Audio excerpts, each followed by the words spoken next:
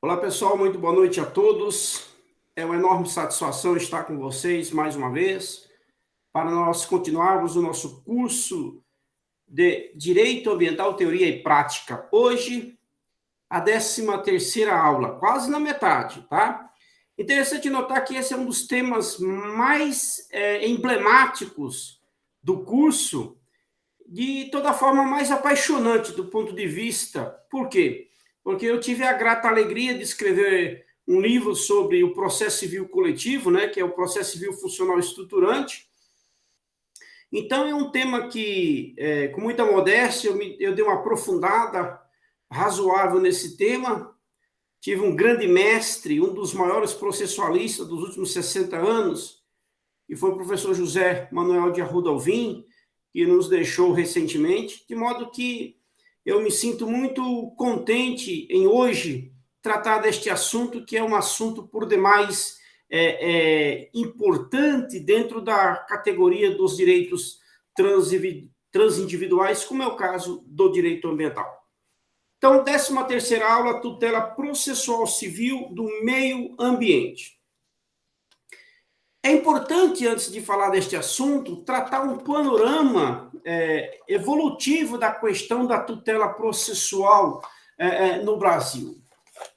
E para isso, senhoras e senhores, nós vamos retomar ao Código Busai de 1973, que tratava da questão da responsabilidade civil no âmbito dos direitos individuais e não no âmbito dos direitos coletivos. Então, o que nós temos, professor? Nós temos uma evolução propedêutico-científica no âmbito do processo civil, podendo assim dizer que nós tínhamos, no conceito do Código de Processo Civil de 1973, um Código de Processo Civil puramente individual. Por quê, professor? Porque era um código cujas bases jusfilosóficas era o sentimento de liberdade, de igualdade e de fraternidade, que herdou do sistema antecedente, que é o Código Civil francês de 1916. Então, nós temos um Código de Processo Civil que nasceu em 73 e que se propunha uma reforma no âmbito das questões das tutelas, mas, no mais das vezes, é bom que se diga e que se reafirme, foi um código que nasceu ultrapassado, nasceu atrasado, e isso é tão verdade, senhoras e senhores, que nos anos 90 vieram 3 grandes ondas de reforma do Código de Processo Civil, que nós vamos procurar trazer um pouco para vocês. Então, qual era a visão de Código de Processo Civil que nós tínhamos ainda anterior à reforma do Código de Processo Civil de 2015? Embora com a reforma de 1990 e seguintes, nas 3, 4 ondas de reforma do Código de Processo Civil, nós tínhamos um código francamente individualista. Era o chamado Código de Processo Civil clássico. Clássico porque as suas bases jurídico-dogmáticas estavam assentadas no individualismo, no patrimonialismo, na liberdade e na igualdade, consubstanciada na seguinte ideia: a ideia de comprar e vender. Porque quem comprava e quem vendia no sistema do Código Civil francês tinha poder. Tinha um poder de controle sobre as várias espécies de propriedades existentes. Isso foi legado para os códigos do Ocidente inteiro, entre eles o brasileiro. Então, o que aconteceu?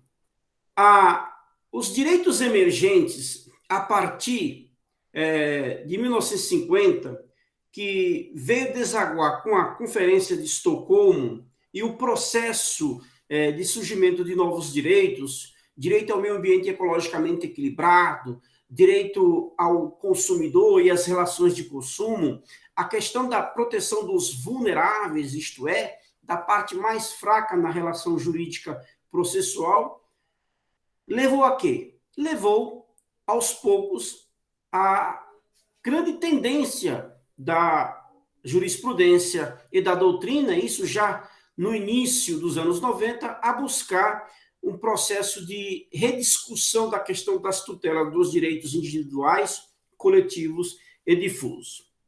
E como que se deu isso, professor? Se deu o seguinte: nós tínhamos anteriormente a chamada Lei de Ação Popular. Nós tínhamos e ainda temos. Mas a Lei de Ação Popular, senhoras e senhores, ela foi usada durante muitos anos, quase praticamente 30 anos aí, para a defesa dos direitos de natureza coletiva. Por quê? Porque nós não tínhamos um sistema de proteção coletivo que veio surgir com a Lei de Ação Civil Pública, cuja alteração em seus artigos se deu por força do Código de Defesa do Consumidor, artigo 81, parágrafo único, inciso 1, 2 e 3. Então, o que acontece? Quando havia o cometimento de danos, a esfera jurídica das pessoas, cujos titulares não eram apenas uma única pessoa, mas a comunidade em si mesmo, uma coletividade, como, por exemplo, uma comunidade ribeirinha, ou até mesmo uma associação sindical e outras associações por gênero, nós tínhamos uma proteção que não se dava de forma coletiva. Daí dizer que era necessário fazer um juízo de interpretação. Por isso, a Lei de Ação Popular foi por quase 30 anos usada para a defesa dos direitos coletivos. Não era esse o norte da lei, porque era uma lei que visava, no mais das vezes, a proteção dos cidadãos contra os atos da administração pública. Digo, os atos que traziam prejuízo, ou que poderiam trazer prejuízo à administração pública, relacionado, portanto, à questão da probidade. Então, é importante que essa estrutura do direito, até então vigente, não atendia às necessidades dos novos direitos, de que vos falei agora. Veja, eu falei do meio ambiente, eu falei da tutela do consumidor, mas nós não nos esqueçamos que temos também a tutela da criança, do jovem, do adolescente e do idoso. Portanto, criança, jovem e adolescente pelo Estatuto da Criança e do Adolescente, do Jovem. O idoso, ele passou a ganhar um tratamento específico com a tutela do idoso por meio do Estatuto do Idoso. Então, esses direitos que antes estavam fragmentados dentro do Código Civil brasileiro, passaram com o processo histórico, com o fenômeno da desconcentração legislativa da sistemática privatística do Código 16, passou a surgir os chamados modelos de microsistemas de códigos. Daí as espécies de códigos de que vos falei neste exato momento. Ora, professor, isso vai resultar no quê? Vai resultar numa mudança, numa alteração de paradigma, que é tratar esses direitos coletivos e difusos não mais de uma forma individual, mas de uma forma ampla, de uma forma a fazer com que os clamores sociais, através da necessidade da legislação de proteção do consumo, a necessidade de preservar a vida e a saúde das crianças, jovens e adolescentes, na mesma medida também se deveu aí à proteção do idoso. Não é de outro lado, deixar de falar aos senhores que também o Estatuto da Cidade veio nessa transformação, porque as cidades passaram a ter um tratamento específico e inovador no sistema legislativo brasileiro, com o advento da Lei 10.250, o Estatuto da Cidade. Pois muito bem. Com apoio nesta realidade, do surgimento dos novos direitos, das novas demandas das relações de consumo, da essência de se proteger o meio ambiente, a proteção desses direitos, que antes se dava no modelo coletivo e com a ajuda da lei de ação popular, passou então a receber uma disciplina inovadora ampla, difusa, coletiva e, na minha análise, chamada análise funcional e estruturante. Portanto, a Lei 7.347, de 24 de julho de 1985, é este marco de inovação no tratamento da defesa dos direitos de natureza coletiva. Logo, meus amigos, o artigo 1º diz: regem-se pelas disposições desta lei, sem prejuízo da ação popular, as ações de responsabilidade por danos morais e patrimoniais causados. Aí vem um rol.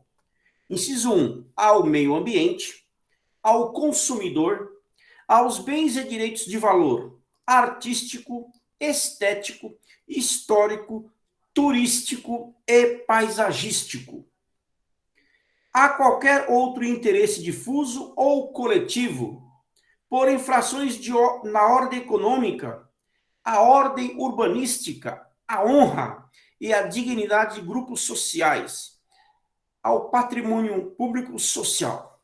Então, vejam bem, pela leitura dessas disposições, nós já conseguimos aqui trazer para os senhores o âmbito, né, grande que esta norma traz. Se antes a proteção se dava no modelo coletivo, ou melhor, no modelo individual, com a ajuda da ação popular, com o advento da Lei de Ação Civil Pública, você tem um deslocamento do processo individualista para o processo de natureza coletivo. Isto vai refletir em quê, professor Francisco? Eu respondo aos senhores. Isto vai refletir no modelo de interpretação da norma jurídica, interpretação do sistema jurídico, interpretação das necessidades sociais de todos os níveis, porque aqui está em voga também a preocupação da tutela do meio ambiente, da ordem econômica, da ordem urbanística, a questão relacionada à moralidade administrativa, à probidade e assim por diante. Portanto, o processo civil que surge com a lei de política, ou melhor, com a lei de ação civil pública, senhoras e senhores, a lei 7347, é um processo coletivo que altera substancialmente a dogmática processual civil brasileira até então existente. Portanto, nós temos a quebra do paradigma, a ruptura do sistema privatista de 1916 pelo advento de um sistema que se desenha no cenário brasileiro. Notem, senhoras e senhores, que o Código de Defesa do Consumidor ele vai surgir por força de uma determinação da Constituição Federal de que haveria-se de dar uma tutela específica às relações de consumo. Portanto, diante dessa realidade, é possível afirmar que as alterações surgidas com o Código de Processo Civil de 2015, sua base principiológica, o solidarismo social, a função social do processo, ao lado das tutelas de urgências e outras inovações, vieram à tona das exigências da atividade do jurisdicionado. O que isso significa em termos práticos? Significa que se eu tinha um modelo individualista que buscava o ressarcimento do dano na esfera coletiva, no mais das vezes, eu tinha um problema na questão da entrega da tutela jurisdicional, especialmente no campo da efetividade. Você há de se perguntar, por quê, professor? Eu respondo. Porque no sistema privatista, meus amigos, nós não tínhamos a questão da inversão do ônus da prova. Nos termos do Código de Processo Civil de 73, o conhecido artigo 33, inciso 1, que agora foi substituído pelo 373, inciso 1, do Código de Processo Civil, aquele que alegar há de provar, há de demonstrar os meios mediante os quais se faça a prova do alegado. Ora, senhoras e senhores, esse sistema não alterou, é bom que se diga. E ele também é aplicado nas questões de natureza coletiva e difusa. O que trouxe, então, professor, o processo civil coletivo? O processo civil coletivo trouxe, no bojo dessa mudança toda, a questão da inversão do ônus da prova. E a inversão do ônus da prova é um sistema que coloca em evidência a necessidade daquele que deu causa ao dano de demonstrar que ele não deu causa ao dano, ao cometimento do dano. E como que se faz essa prova? Mostrando que a regularidade do seu empreendimento econômico não gerou o dano ao qual o autor da ação civil pública ou o autor da ação popular anuncia que foi o causador do dano. Você há de perguntar, mas como se ele está promovendo uma ação? Ora, ele há de demonstrar, senhoras e senhores, que o causador do dano foi outro. Ou que a fonte do dano não é do réu.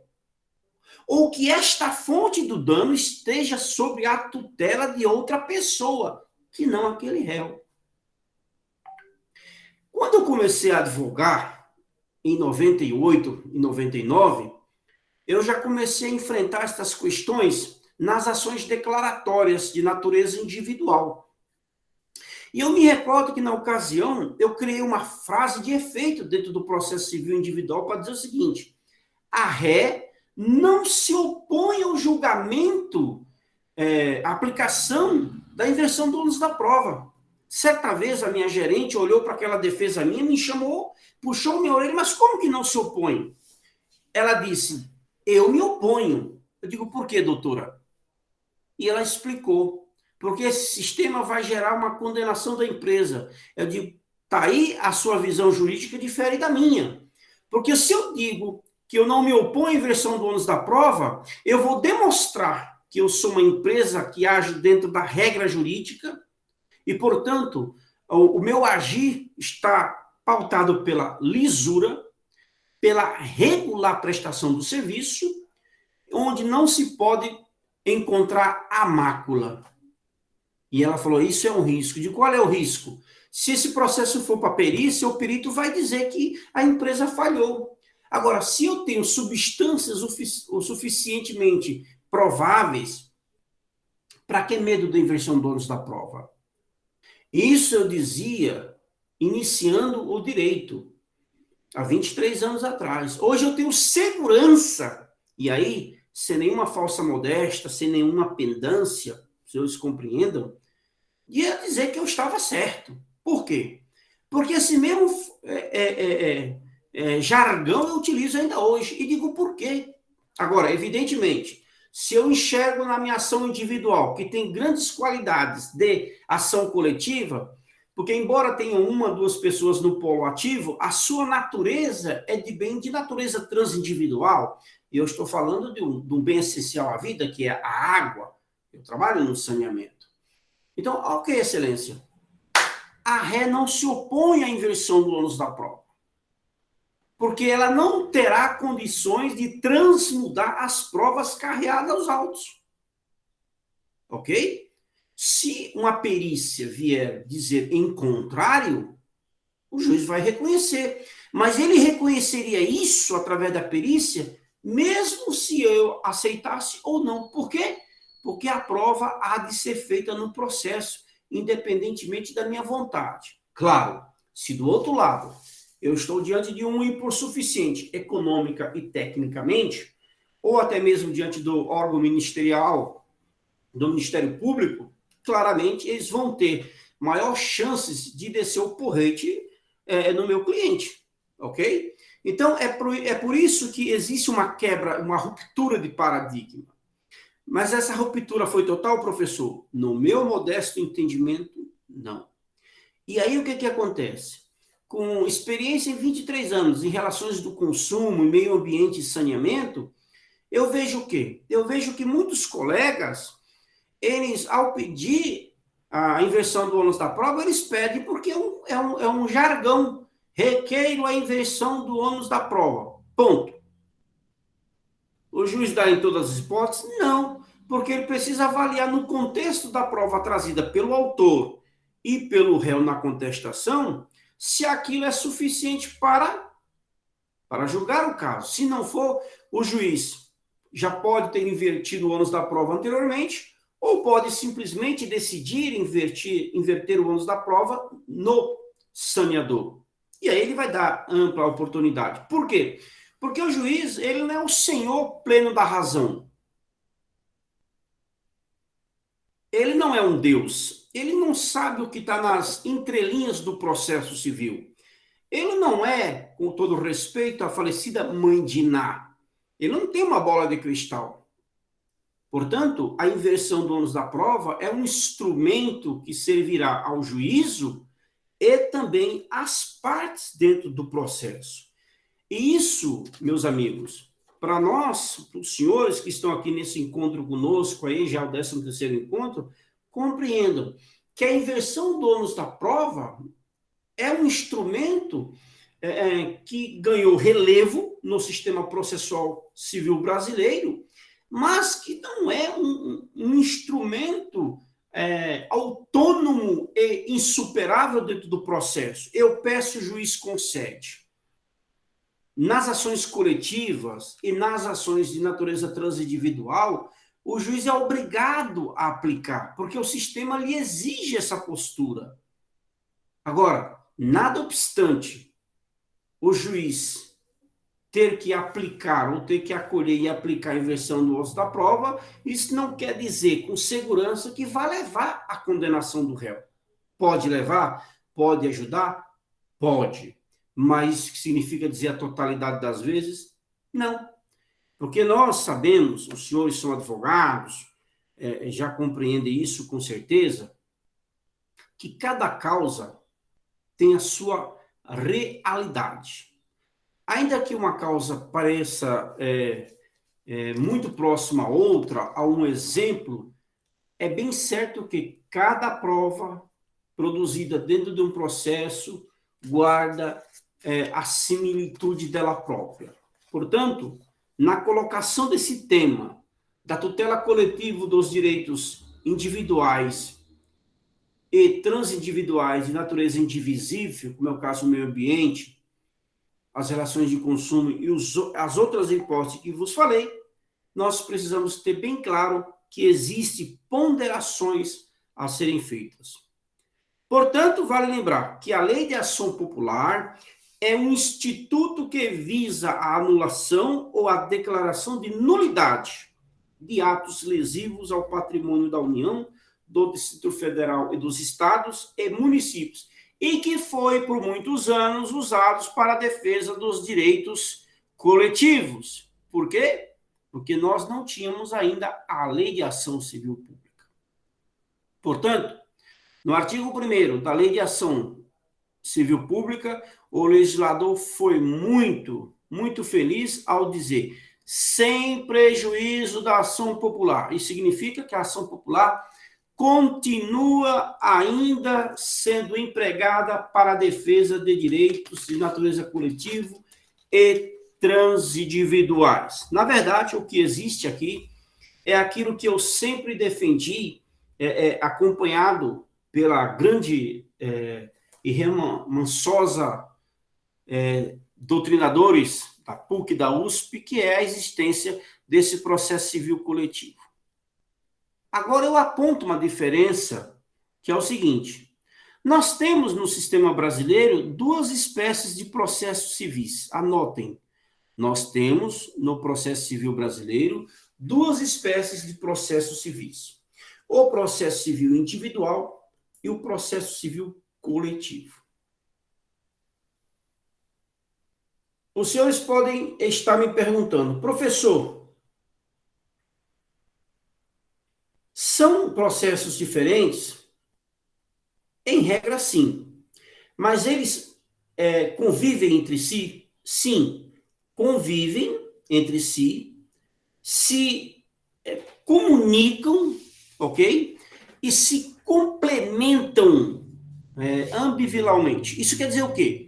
Que, como eu disse há pouco tempo para os senhores, o processo civil individual ele foi usado para a defesa de direitos coletivos, quando nós não tínhamos o processo civil coletivo. E disse também que nas ações declaratórias, quando um consumidor, ou dois ou três, entram com uma ação individual, e aqui não é tão individual porque são três, mas o réu é único, quando eles se unem e entram com uma ação ou propõem ação individual, eles vão alegar direitos de natureza transindividuais. Fornecimento de água, coleta e afastamento de esgoto, são direitos de natureza transindividuais, são direitos coletivos, né, que servem à dignidade da pessoa humana, está no rol do artigo 225, caput da Constituição Federal. Porque visa o quê? A preservação da saúde e da sadia qualidade de vida.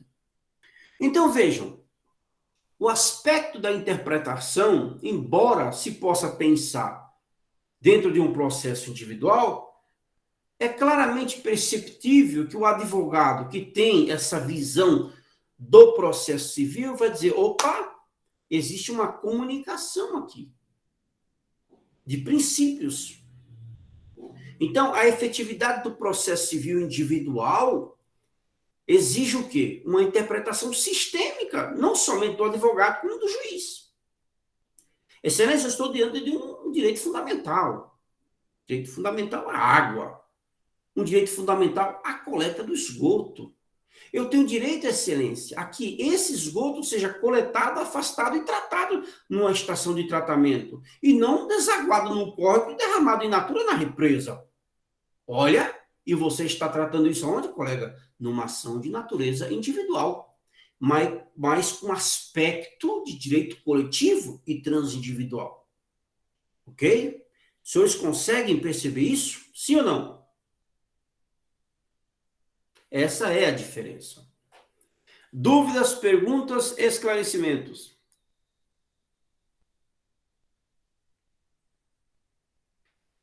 Então, senhores, vamos continuar. Sem dúvida, doutor. Parabéns pela clareza. É um passeio interessante, viu? Muito obrigada. Agradeço. Esses direitos de que vos falei são os direitos de terceira geração, quando não já de quarta geração. A questão da terminologia aqui não é muito importante, embora dogmaticamente cada um dos senhores já tenham aprendido na graduação e talvez em um curso de extensão ou de pós-graduação. Mas essa compreensão precisa passar pelo coração. O advogado que vai defender uma sociedade de amigos de bairro, onde não tem água, onde não tem coleta e afastamento de esgoto, não precisa entrar com uma ação civil pública. Pode entrar com ação popular? Pode. Mas é importante, se você entrar com uma ação popular, o Ministério Público pode ser intimado rapidamente e ele querer tomar parte na ação. E se o Ministério Público entrar, ele vai ter um prazo em dobro. Por isso que eu sempre defendo que, ainda que as associações de amigos de bairro, associações de moradores, o que vai gerar? Se eu tenho um bairro, 10, 20, 30, 500, 800, 2.000 famílias, não há rede de coleta de água fornecendo para essa localidade, não há coleta e afastamento de esgoto, basta pesquisar na jurisprudência. Existem várias ações declaratórias de natureza individual com fundo coletivo para a defesa desses interesses. E olha, o judiciário não perdoa, dá tutela de urgência sim, para que o poder público forneça água e para que o poder público instale a rede. Ele vai conseguir? De uma hora para outra, não. Porque no mínimo em 6 meses, é o processo licitatório. E o cronograma hoje para essas obras, 2.000 pessoas no bairro, pela experiência que eu tenho, demora pelo menos 3 anos. Isso sem falar da questão da dotação orçamentária. Eu tenho vários exemplos de ações em que eu atuei, evidentemente, pelo réu, ganhamos em primeira instância, mas quando chega no Tribunal de Justiça, o Tribunal de Justiça, no mais das vezes, acaba revertendo. E aí nós temos que fazer vários memoriais, embargos de declaração, embargos daqui, embargos dali, mas aonde eu atuei não houve nenhuma reformulação. Por quê? Porque com a mudança do sistema processual e da necessidade que tem essas pessoas de obter a prestação do serviço por inteiro, o tribunal não deixa a desejar. É chato para o prestador de serviço? Sim, mas é uma lógica que tem que ser seguido. Tá? Então é importante essa parte prática para os senhores compreender que amanhã, qualquer um dos senhores, se quiserem advogar para as associações onde há várias deficiências na prestação de serviço de qualquer natureza, os senhores vão ter um campo grande de atuação, tá? Com certeza. E outra, uma coisa muito importante, além de ter um campo grande de atuação, os senhores têm um campo grande de aprendizagem. Eu vou dizer algo importante para os senhores. Há muitas ações de natureza individual pedindo esse tipo de prestação de serviço, mas que as iniciais estão muito empobrecidas.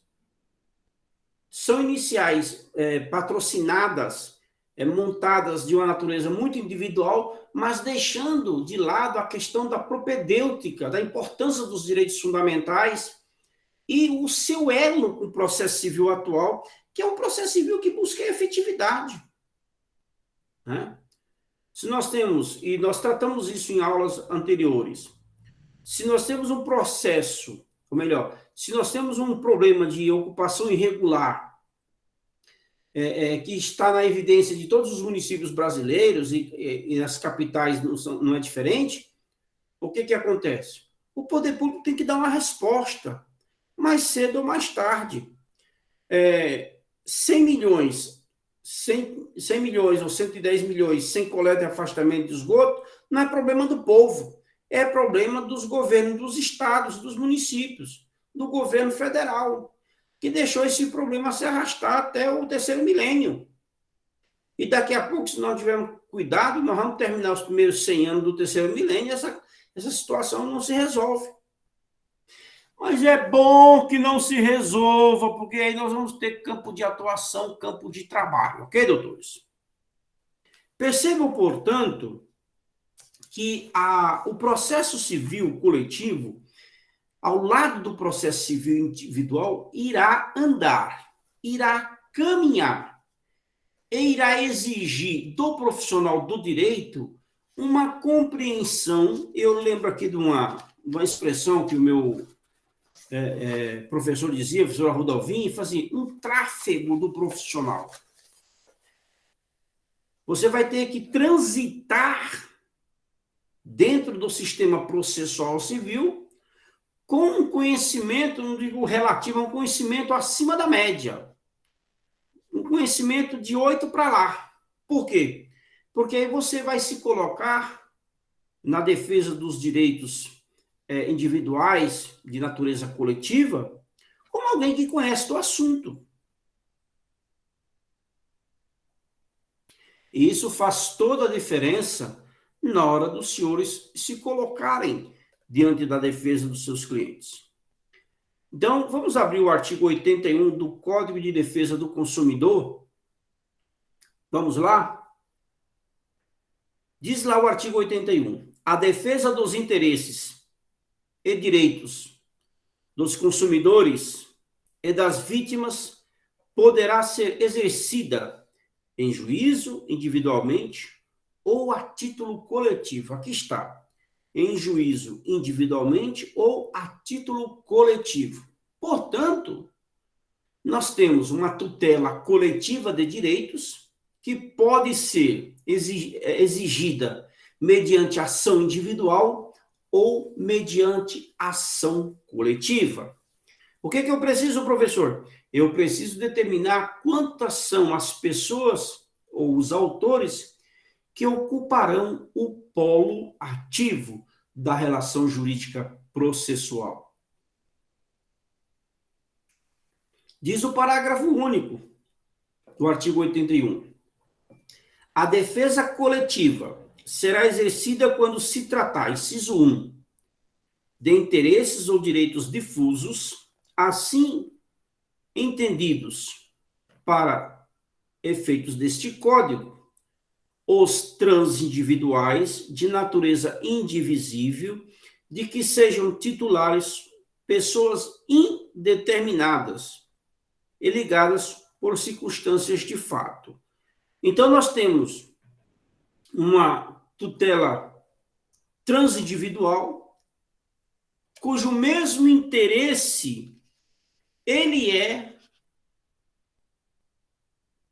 compreendido como o interesse de todos. O núcleo comum desse direito, lesado ou ameaçado de lesão, ele é de natureza indeterminado, ou melhor, determinado, mas a quantidade de pessoas envolvidas são indeterminadas.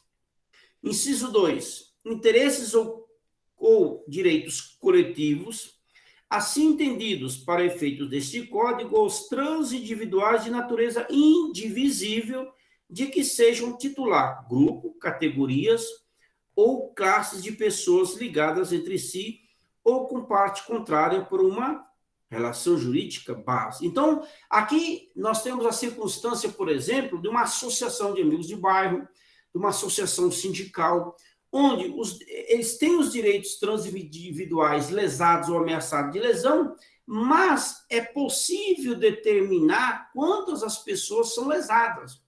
Por exemplo, nós temos uma comunidade ribeirinha de um riacho, cujo óleo foi derramado e contaminou aquelas margens, portanto, os pescadores, 100, 200 pescadores, não podem mais pescar. É diferente quando eu tenho, por exemplo, o mesmo derramamento de óleo no Oceano Atlântico, onde irá atingir as margens ou o país todo, né? E os reflexos podem surgir e ir além dos outros estados, a questão do dano transfronteiriço.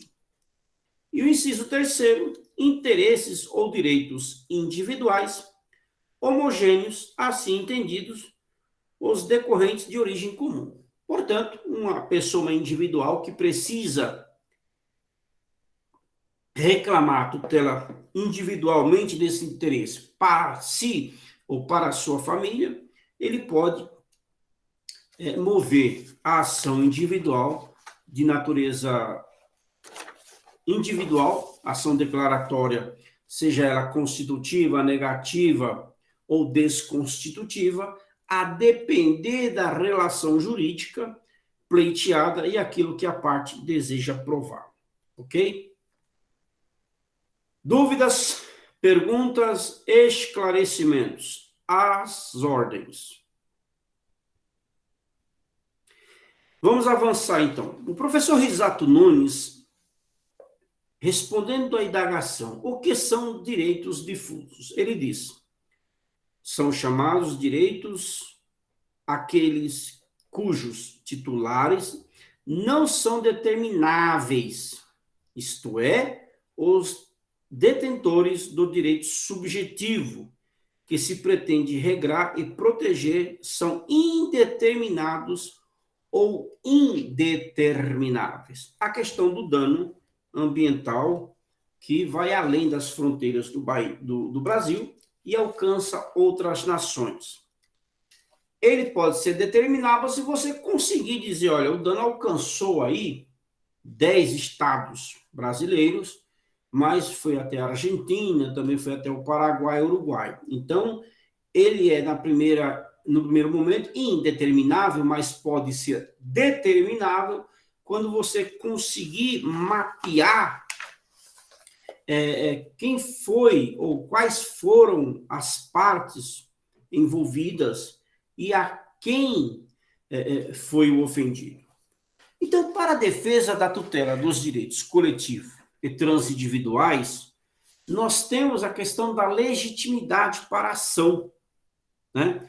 Legitimidade de parte, ofensa ao meio ambiente, são os dois requisitos essenciais ao lado do interesse de agir, né? Mais um, portanto, 3 requisitos: interesse de agir, legitimidade de parte e ofensa ao meio ambiente. O que garante a tutela desse bem da vida para a ação judicial, seja de natureza individual, coletiva ou difusa. São legitimados para a ação o Ministério Público, a União, os estados, os municípios e as associações, as autarquias e assim por diante. Agora, notem que o indivíduo pode promover ação individual com a presença, ao menos, desses elementos aqui. Legitimidade de parte, porque ele tem sua vida atingida pelo dano ambiental. Ofensa ao meio ambiente, porque cada um é titular de direito subjetivo público a ter um meio ambiente ecologicamente equilibrado. E, portanto, a questão do legítimo interesse de agir para a tutela desses interesses difusos, ok? Professor Nelson Nery Júnior e Rosa Maria de Andrade Nery, ao tratar da legitimidade ativa do Ministério Público nas ações coletivas, ele diz o seguinte: o Ministério Público, quando ajuiza a ação civil pública para a defesa de interesses difusos ou coletivos, não é substituto processual, mas legitimação ordinária, em virtude de legitimação autônoma. Olha, por que isso? Porque o artigo 103 da Constituição Federal confere ao Ministério Público essa legitimação autônoma e extraordinária. Não é ordinária. A legitimação ordinária quem tem é o cidadão comum ou a pessoa jurídica, e a extraordinária quem tem é o Ministério Público, por força do artigo 103 da Constituição Federal. E também, tratado em termos processual, nós temos o artigo 5º da Lei 7347 de 85, Lei de Ação Civil Pública, que vai dizer: tem legitimidade para propor a ação principal e a ação cautelar o Ministério Público, a Defensoria Pública, a União, os Estados, o Distrito Federal e os municípios, a autarquia, a empresa pública, a fundação ou a sociedade de economia mista. Inciso 5º, a associação que, concomitantemente, esteja constituída há pelo menos um ano, nos termos da lei civil. Então, as associações em si, as associações civis, elas, nos termos da lei, exigem uma constituição prévia na junta comercial, né, ou as outras de natureza não lucrativa, exige o ato de inscrição no cartório de títulos e documentos, pelo menos há um ano de sua constituição, para adquirir, nos termos da legislação processual aqui colocada, a chamada legitimidade ordinária para a ação coletiva. Vamos lá ao requisito da ofensa ao meio ambiente. Portanto, o bem cuja tutela se busca deve ser o meio ambiente ofendido, já, portanto, dano atual eminente, ou ameaçado de lesão, ou seja, cuja narrativa dos fatos leve à percepção de que o bem ambiental esteja na iminência de sofrer uma agressão. Professor Francisco José, dá-me um exemplo. Eu dou, por exemplo, as barragens de Fundão. Se alguém, percebendo que aquela situação estava na iminência de ocorrer, eu entro com uma ação cautelar, peço uma tutela de urgência para que o juiz determine a cessação da operação daquelas barragens e imediatamente promova a remoção das pessoas. Claro que uma pessoa individual não vai fazer isso, mas o órgão do Ministério Público, uma associação. Como se faz isso, professor? Contrata-se um laudo preliminar de riscos ambientais. Uma empresa de engenharia civil, hidráulica, ou uma hidráulica e mecânica. Por que mecânica? Porque, meus amigos, o técnico, o engenheiro em mecânica, a empresa que faz esse tipo de trabalho, e como eu falei nas aulas anteriores, eles têm o equipamento para fazer a sondagem no solo e detectar os riscos evidentes. Então, com esse laudo preliminar, eu peço uma liminar judicial. Ah, se o juiz não der, professor, se o juiz não der, transfere-se a responsabilidade para o Estado, porque o dano é iminente, ele pode acontecer a qualquer momento. Se o juiz não der, então faça um pedido complementar. Excelência, caso não seja o entendimento de Vossa Excelência em acatar o laudo aqui proposto, que Vossa Excelência determine uma perícia urgente, no prazo não superior a 3 dias a 5 dias, sob pena de não dar tempo e eclodir o dano e vier a acontecer o que infelizmente aconteceu em Mariana e em Brumadinho. Portanto, como advogado, eu tive a grata alegria de trabalhar muito com a questão do risco. Exemplo, certa vez me disseram, professor, existe uma invasão diária de uma faixa de servidão de passagem, onde uma adutora de 900 milímetros passa nessa faixa de servidão e o cidadão comum, desprovido de habitação, desavisado, ocupou essa faixa da servidão, parte dela, e construíram lá cerca de 2.000 barracos. Ora, senhoras e senhores, o risco existe. A carga que 2.000 barracos, muitos já de alvenaria, causa sobre a estrutura, embora a adutora esteja aterrada, nós temos um risco enorme lá. E se, em vez de ser uma adutora de água, for um coletor tronco de esgoto, o risco é maior. Por quê, professor? Porque, a meu ver, o coletor tronco de esgoto, ele transporta o esgoto. Em determinado momento, tem os gases decorrentes do transporte. E já houve explosões em casos muito análogos. Claro, isso já faz um bom tempo. Mas se ocorrer uma explosão de um coletor tronco de esgoto, cujo 2.000 moradores estão em cima do coletor, o dano é enorme, né? Não precisa nem aqui falar muita coisa. Então, eu me recordo, eu promovi 35 ações, 6 delas foram só cautelares, e nas 6 cautelares o juiz deu, na época, a tutela antecipada do antigo artigo 273, inciso 1 do Código de Processo Civil, de 1973, cujo artigo foi incluído pela primeira reforma do Código de Processo Civil de 1993. Então, percebam, senhoras e senhores, que na prática existe campo de atuação? Claro que existe.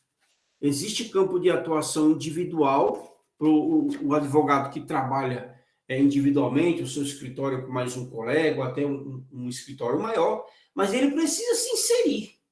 Porque o que mais existe no Brasil, senhoras e senhores, são ocupações irregulares.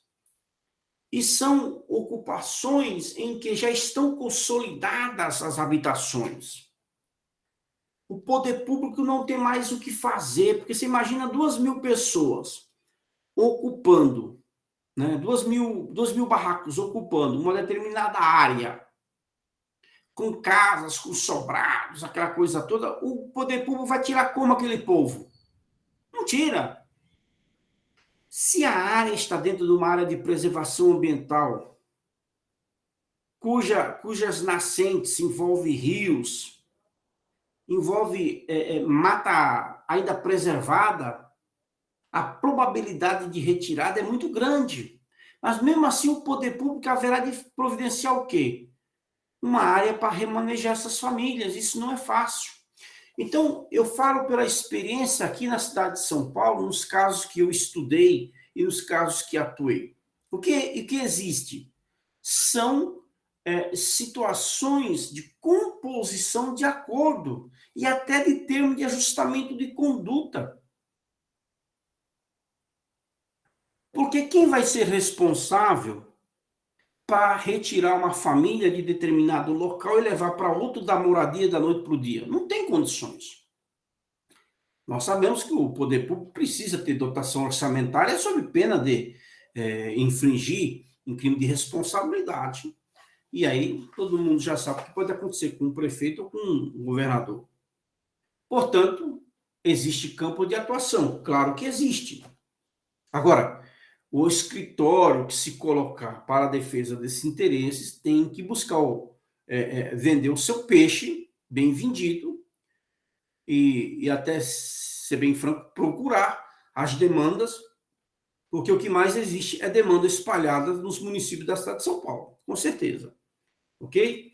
Artigo 18 da Lei 7347, Ação Civil Pública, diz: nas ações de que trata esta lei, não haverá adiantamento de custas, emolumentos, honorários periciais e quaisquer outras despesas, nem condenação da associação autora, salvo comprovada má-fé em honorários de advogado, custas e despesas processuais.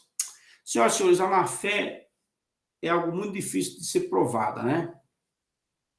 A vontade livre e consciente, que é o dolo de querer prejudicar, ou dolo de querer um provimento jurisdicional contrário à própria norma. Isso é muito difícil. Mas a lei confere aí essa isenção nas custas e emolumentos, inclusive no adiantamento. A associação é legalmente estabelecida nos termos da lei que nós examinamos há pouco tempo. Agora, nos termos da mesma lei, no Código de Processo Civil, o princípio do amplo acesso à justiça, outorga o direito da Sociedade Amigos de Bairro de ir ao Poder Judiciário e pedir a gratuidade da justiça com vistas a efetivar o seu direito. Observe uma coisa muito importante, senhoras e senhores. A prova pericial nas ações de natureza coletiva e até individual, no mais das vezes, é uma prova cara. Agora, em termos de danos ambientais, a prova é muito maior, é muito mais densa. Dependendo do que se está discutindo, eu posso ter uma prova de engenharia civil, engenharia mecânica, engenharia química, no mesmo processo. Biológica e assim por diante. Pode ter certeza, nos casos de Brumadinho e Mariana ocorreu isso. Por isso que eu disse no início do nosso curso, lá na questão das partes, nós falávamos muito bem da questão da transdisciplinariedade das normas de direito ambiental. Ela é intermulti e transdisciplinar e a transversalidade, né, dos interesses que se coligam e não são independentes entre si, muito pelo contrário, eles se atraem devido ao mesmo direito que tem direito a pessoa individual, tem direito o grupo de pessoas e a comunidade indeterminada dessas pessoas. Portanto, eu dei um exemplo na penúltima aula, eu falava de uma ação individual, mas com repercussão na natureza coletiva, que foi uma ação de responsabilidade civil por suposta contaminação de uma empresa de medicamentos por uma evaporação de ar, né, de gás da Comgás aqui em São Paulo na execução de uma obra de serviço público. Esse processo já teve a perícia de engenharia civil e agora está na perícia de engenharia contábil para quantificar o valor dos danos.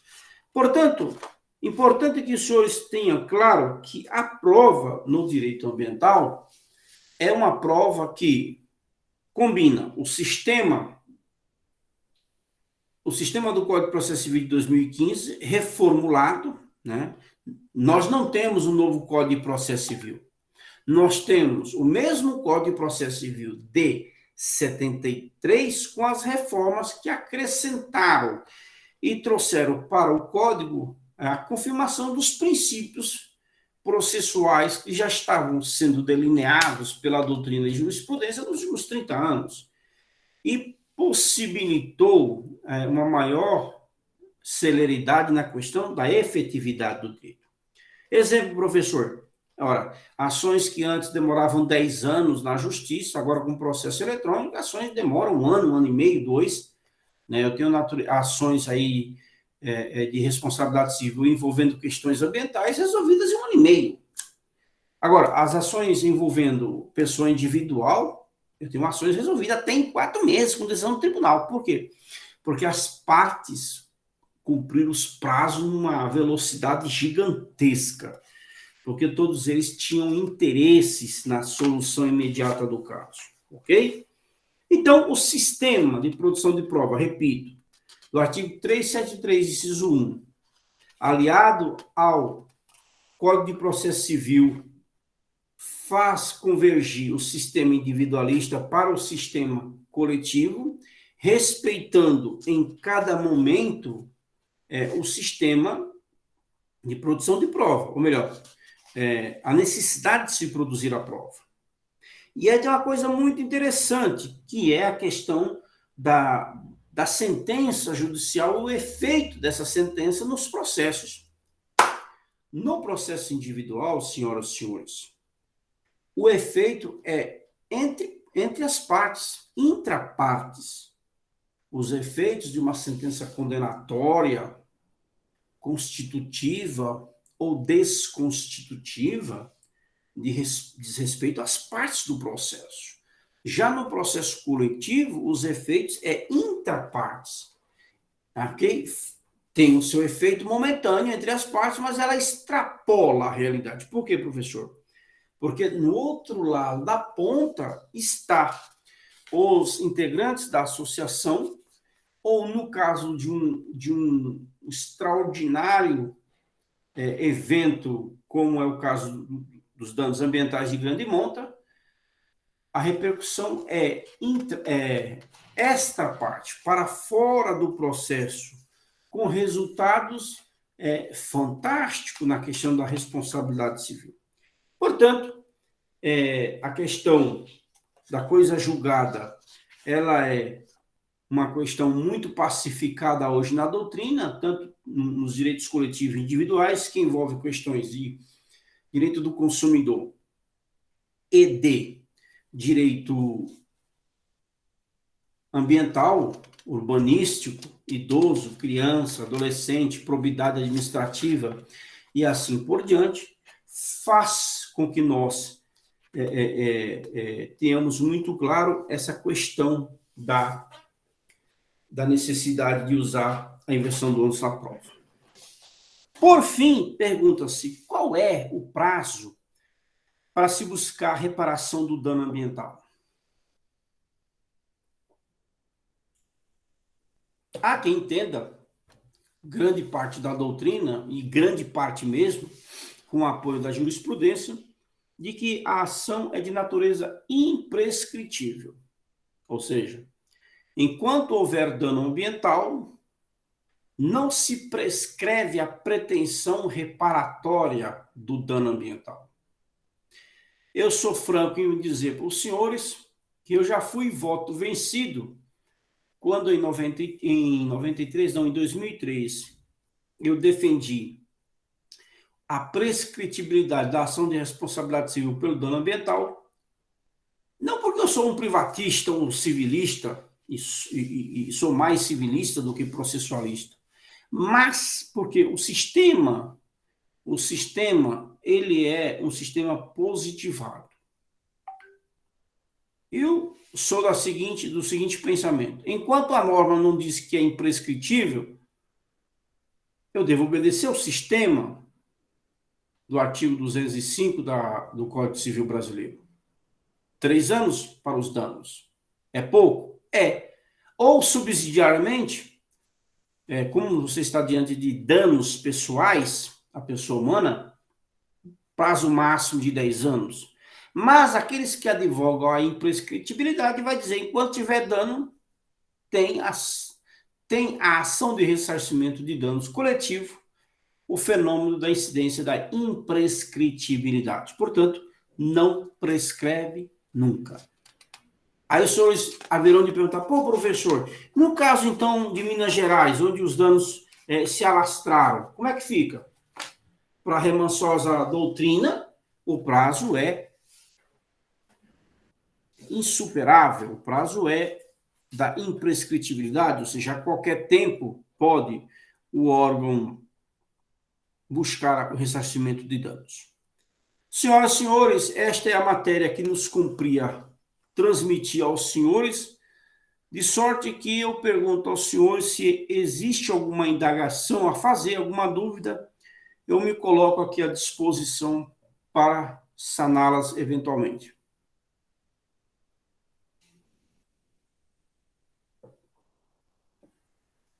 Doutor Francisco, boa noite. Boa noite. Sobre a imprescribilidade, né? Eu gostaria, não entendi muito esse período que não se prescreve. Exatamente do que não se prescreve? O direito a... Não se prescreve a pretensão reparatória do dano ambiental.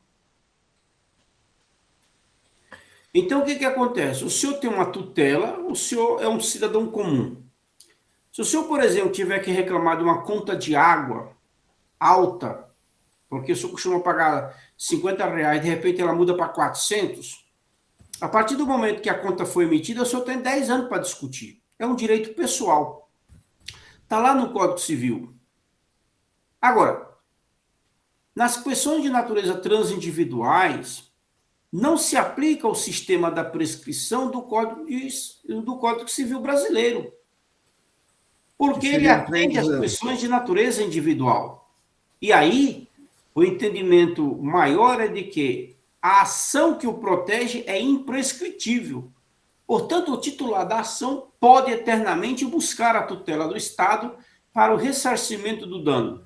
Não foi esse o meu entendimento em 2003. E aí não é até agora. Eu não posso ficar em cima do muro. Ora, por quê? Qual foi o principal argumento, doutor, que eu defendi na minha pós-graduação em Direito Ambiental? Se o Ministério Público, que é o órgão extremamente aparelhado, que tem a seu favor o sistema de inversão do ônus da prova, ele não pode ficar dormindo eternamente em berço esplêndido do sistema processual por entender que a qualquer momento ele pode agir. Muito pelo contrário. É pelo fato dele ter o poder de ação e os instrumentos processuais na mão que ele deve agir o quanto antes. Aliás, mutatis mutandis, se ele quer realmente agir, comece então a distribuir ações coletivas por tudo quanto é lugar, porque o que está cheio de dano iminente para ocasionar, nós tivemos exemplos claros, muitos por aí. Agora, nós sabemos que o Poder Judiciário ele não age a esponse própria, precisa ser provocado. Né? Isso precisa ser provocado. E uma ação ambiental é um trabalho terrível. Né? Portanto, a ação é imprescritível no sentido de que, a qualquer tempo, eu posso ajuizá-la para buscar o ressarcimento de danos. Eu tenho um exemplo do termo de ajuste de conduta, né? E ele se confunde o direito da ação e do direito de pretensão a uma indenização do TAC. O Estado, o Ministério Público tem o poder de representar a coletividade, de fazer um termo de ajuste de conduta, e aí a pessoa física lesada num desastre ambiental, como o senhor citou, esses dois, o Brumadinho e o de Mariana, né? Ele ainda tem o direito, como indivíduo, de processar, de entrar, mesmo tendo o Ministério Público feito um exemplo TAC? Veja, interessante a sua observação, pode dizer o seguinte: o indivíduo ele pode aproveitar a ação coletiva, tá certo? e buscar o Ministério Público para a satisfação de seus interesses. Por quê? Porque o sistema é muito mais eficaz, o sistema coletivo. Ao passo que, se ele entrar com uma ação individual, ele pode ter um problema muito sério de não conseguir fazer a prova e perder a ação. Tá? Agora, isso não quer dizer o quê? Que o Ministério Público não... que o Ministério Público, agindo, acabe por conseguir uma tutela protetiva por interesse que o indivíduo não conseguiu comprovar. Tá? Agora, eu falo isso porque o Ministério Público normalmente ele pega a reparação ambiental em favor do Estado, né? E aí nós temos a reparação material em razão do indivíduo. E elas correm paralelas nesse caso, então, porque o ambiente violado, às vezes, representa o ganha-pão, por exemplo, do ribeirinho, do pescador. Eu estou numa vertente maior, assim, querendo entender em que momento eu posso ser concorrente numa ação. Eu não quero ser concorrente, mas eu quero defender os interesses. E se há um Ministério Público que possa fazer um ajuste de conduta para não impor uma multa, uma indenização X e fazer um acordo, esse acordo ele fere o direito individual do cidadão afetado com a destruição do meio ambiente? Primeiro, o Ministério Público não é titular para defesa, para fazer acordo sobre bem que não é seu. Agora, nós precisamos separar as coisas. Se o cidadão optar pela ação individual e perder a ação individual de responsabilidade civil e o ressarcimento de danos, se ele perder, ele não tem legitimidade para figurar no polo ativo da ação coletiva. Porque ele já perdeu, ele abriu mão. Por isso que no caso de Brumadinho, ele deverá, ou deveria, que já passou, espero que já tenha feito isso, representado junto ao Ministério Público. Ok? Ou até mesmo pela associação que está lá na cidade. Eu acredito que tudo está com o Ministério Público. Ok? Então, o Ministério Público, primeiro, não tem autonomia para decidir sobre direito de natureza individual, tá certo? Se o indivíduo decidir pela ação individual e perder, a vaca já foi para o brejo, né? Agora, se ele não fez isso e representou e fez parte na ação ativa junto com o Ministério Público, lá na frente o Ministério Público não vai decidir sozinho. Por quê? Tá. Ele não vai decidir sozinho porque ele precisa ouvir as partes. Nós temos aí cerca de, vamos supor, 400 famílias. Vai dizer para a sua família, olha, cada um de vocês quer 1,5 milhão de danos morais. Só que é o seguinte, ele vai expor os pós e os contras. Né? Já existe jurisprudência do Supremo aí, do STJ, que não pode condenar em dano moral por morte superior a 80 mil. Já saiu jurisprudência nesse sentido. Já até velha, 8, 9, 10 anos. Agora, o querer não é poder, tem que ter um meio termo. Então, o que acontece? Se eu não quiser aceitar 100 mil, um dano a um familiar, e eu querer 1,5 milhão, vai dar um problema muito sério, porque a ação pode demorar muitos anos. Agora, se eu tinha uma casa que foi avaliada em 400 mil reais, eu tenho o direito de receber os 400 mil. Aliás, se essa avaliação era de 2019, hoje ela está muito mais. Aliás, a pessoa talvez não queira mais nem morar ali. E se for querer morar, por exemplo, em Belo Horizonte ou em municípios vizinhos, pode ser que o imóvel custe muito mais. E por isso que as ações de ressarcimento de danos envolvendo partes tão amplas demoram até mais por força do quê? Dos embates, dos interesses. Quer ver um caso interessante? Aquele acidente aéreo que aconteceu aqui em São Paulo, na capital, em 2007. Tem famílias que não receberam indenizações até hoje. Por quê? Porque muitas delas não quiseram receber a proposta que foi feita pela TAM Linhas Aéreas. Agora, é um direito de cada um de querer receber aquilo que acha interessante. Agora, evidentemente que o tribunal hoje o órgão, seja em cada um dos estados, mas em São Paulo e até o Superior Tribunal de Justiça. E em termos de responsabilidade civil, nós temos que ter bem claro, o teto é o STJ. E eu digo mais, as ações, na maioria das vezes, não chegam ao STJ e só chega com escritórios renomadíssimos.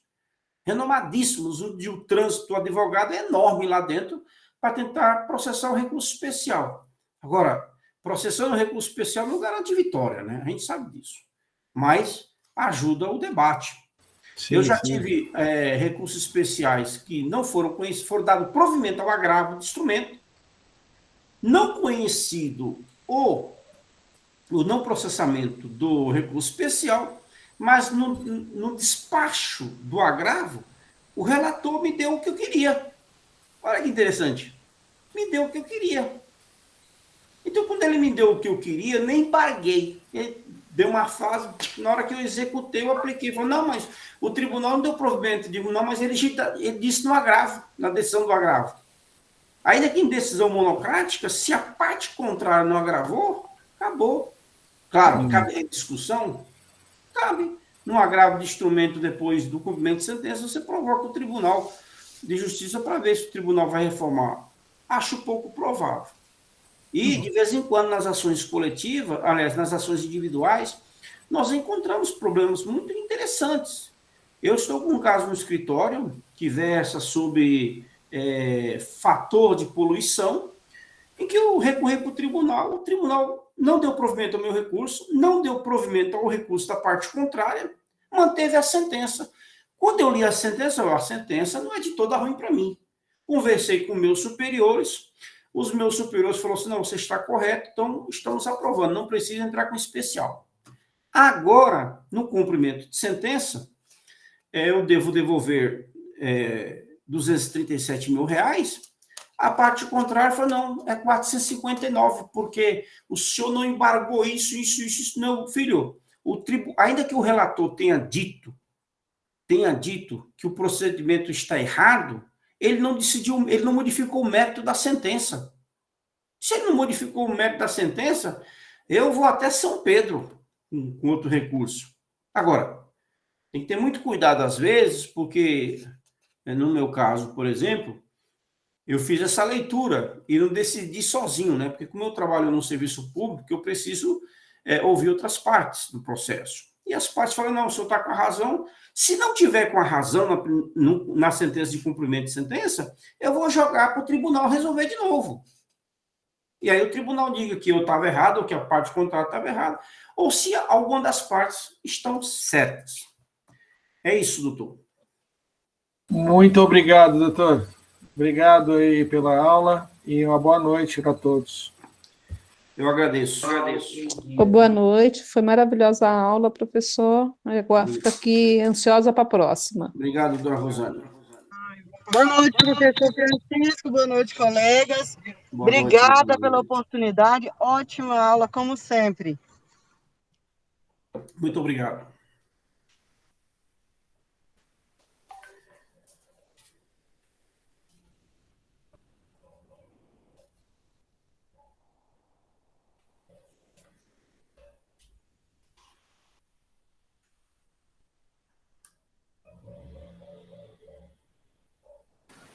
Doutor professor.